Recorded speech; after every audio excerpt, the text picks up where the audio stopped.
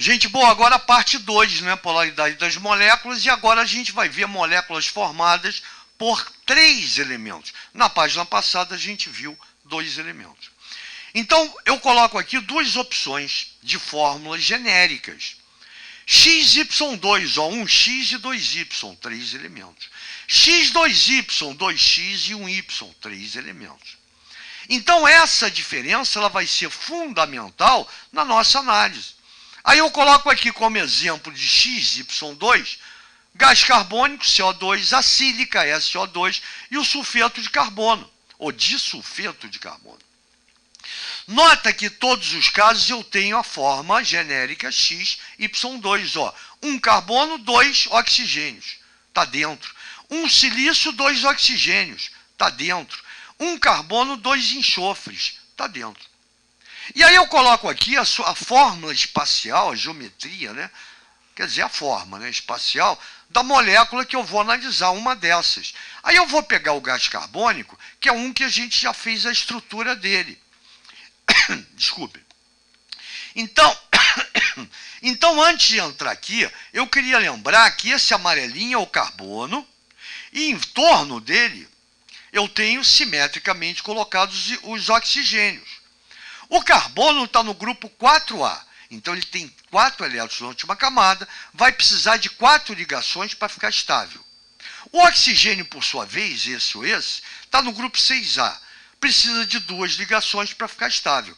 Então esse oxigênio faz 2 ligações com esse carbono, esse oxigênio faz 2 ligações com esse carbono. Nota que o carbono, os 4 elétrons que ele tinha, ele ligou 2 para lá e 2 para cá. Isso quer dizer que o carbono, o elemento central, não tem elétrons disponíveis.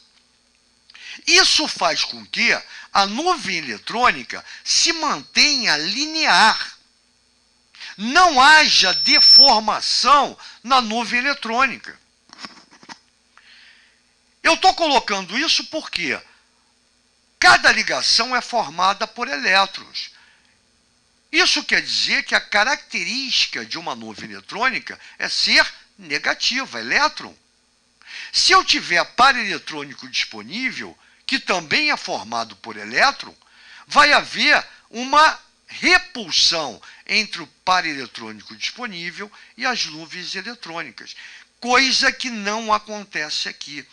Daí essa molécula, essas ligações, formarem ângulo de 180 graus, geometria linear. E aí que começa toda a nossa explicação em relação à resultante. Lembra das forças resultantes? Então a primeira coisa, eletronegatividade do oxigênio, tanto esse quanto esse, 3,5. Eletronegatividade do carbono, 2,5. Então você vai ter um vetor força no sentido do oxigênio, quando eu subtraio 3,5 menos 2,5, igual a 1. Para lá a mesma coisa, um vetor força no sentido desse oxigênio igual a 1. Sentidos opostos, eu vou subtrair para ter a resultante. 1 para lá e 1 para cá, 1 menos 1, resultante igual a 0. Aqui. A molécula é apolar. Viram que legal? E para que eu falei nessa possibilidade de par eletrônico disponível? Porque quando a gente entra na segunda opção, X2Y, água, ácido sulfídrico, ácido selenídrico, você tem um elemento central, vou pegar a água que a gente já conhece, o oxigênio.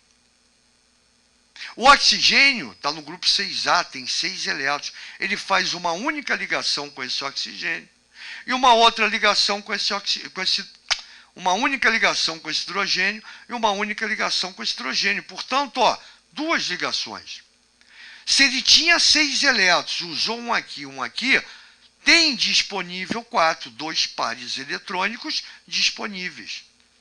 Como a ligação é negativa e o par eletrônico é negativo, a nuvem eletrônica que era assim ou teria que ser, sofre uma deformação, formando ângulo entre as valências entre as ligações de 105 graus. E aí eu não vou entrar em detalhe, você acredite em mim ou pergunte ao seu professor de física.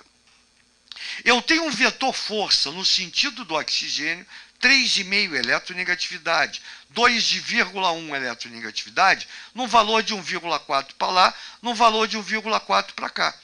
A resultante dessas forças, eu garanto que é diferente de zero, graças a esse ângulo de 105 graus. E por isso, a água é polar. Por isso, a geometria é angular. Então, gente boa, se liga, qualquer forma química que cair aqui vai ser linear a polar. Qualquer fórmula química que cair aqui vai ser angular polar. E aí uma curiosidade, se a natureza não dispusesse esses elétrons aqui, ó, sem ligação, a água seria linear. Se a água fosse linear, ela seria apolar. Isso quer dizer que em temperatura ambiente, a água seria gás, vapor. Isso leva a crer que uma praia você não mergulharia, e sim daria uma cafungada, uma respirada profunda na água e pegaria seu sol. Pô, brincadeira à parte, a natureza é perfeita. Graças a esse par eletrônico disponível, a água se liga a outra molécula de água e assim sucessivamente, formando esta maravilha que a gente conhece. Que em temperatura ambiente, nossa, né? Temperatura ambiente, aqui se apresenta no estado líquido. Legal isso, gente boa? Então, na próxima página, a gente continua. Grande abraço aí.